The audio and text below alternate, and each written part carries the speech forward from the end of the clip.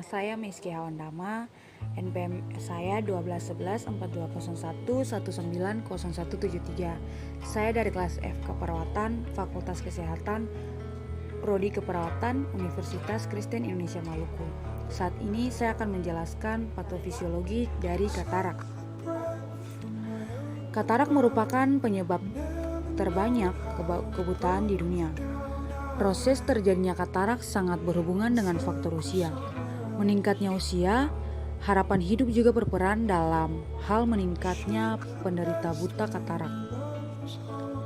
Katarak adalah kekeruhan lensa. Katarak memiliki derajat kepadatan yang sangat bervariasi dan dapat disebabkan oleh berbagai hal, tetapi paling banyak karena proses penuaan. Penglihatan merupakan salah satu nikmat yang diberikan Allah kepada makhluknya yang harus disyukuri sebagaimana disebutkan dalam Alkitab.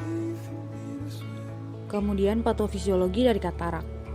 Meskipun patogenesis katarak belum sepenuhnya dimengerti, pada lensa katarak secara karakteristik dapat agregat protein yang menghamburkan berkas cahaya dan mengurangi transparansinya. Perubahan protein lainnya akan mengakibatkan perubahan warna lensa menjadi kuning atau coklat. Temuan tambahan mungkin berupa vesikel di antara serat-serat lensa atau migrasi sel epitel dan pembesaran sel-sel epitel yang menyimpang. Vaughan de Assury 2008. Penambahan usia akan menyebabkan lensa menjadi lebih berat dan lebih tebal. Lapisan baru serabut lensa membentuk korteks dan akhirnya nukleus menjadi tertekan dan mengeras. Melalui mekanisme kimia, kristalina mengalami agresi dan berat molekulnya meningkat. Hasil agresi protein mengakibatkan penurunan kecerahan, perubahan indeks reaksi lensa, serta penyebaran sinar. Awalnya, lensa bersifat transparan dan berfungsi memfokuskan cahaya ke retina.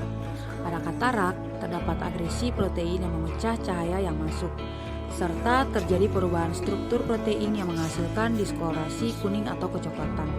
Faktor yang berkontribusi untuk terbentuknya katarak adalah stres oksidatif dari reaksi dari radikal bebas, kerusakan dari sinar ultraviolet, dan malnutrisi.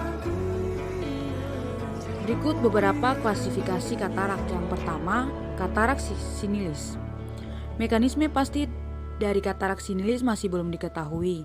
Beberapa studi menduga adanya keterkaitan antara faktor genetik dengan ketenteranan seseorang menderita katarak.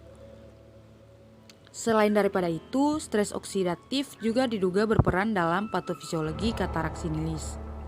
Yang kedua, katarak kongenital.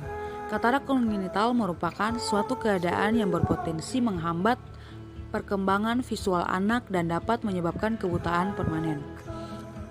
Efek pada kromosom dapat menyebabkan terjadinya katarak karena gangguan saat proses pembentukan lensa. Contohnya pada sindrom Down.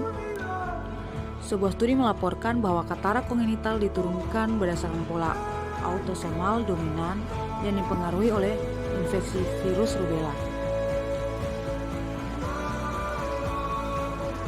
Yang keempat, katarak traumatik. Katarak traumatik paling sering disebabkan oleh cedera pada lensa karena benda asing atau trauma tumpul bola mata. Kebanyakan katarak traumatik dapat dicegah. Dalam industri keamanan yang terbaik adalah memakai kacamata pelindung ketika bekerja. Yang katarak sekunder dari penyakit intraokular. Katarak dapat berkembang sebagai efek langsung dari penyakit intraokular seperti pada uveitis rekuren berat. Katarak biasanya dimulai di daerah subkapsular posterior dan akhirnya dapat melibatkan seluruh struktur lensa. Yang ketujuh, katarak yang terkait penyakit sistemik. Katarak bilateral terjadi pada banyak gangguan sistemik termasuk diabetes mellitus, hipoglasemia, disfotri imunitik, atopik dermatitis, galaktosemia, dan sindrom Down. Yang terakhir, katarak yang diinduksi obat.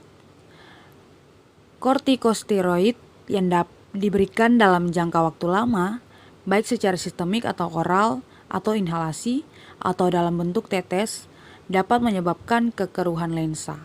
Obat lain yang berhubungan dengan katarak termasuk fenotiazin dan amiodaron. Demikianlah patofisiologi dan klasifikasi dari katarak. Terima kasih.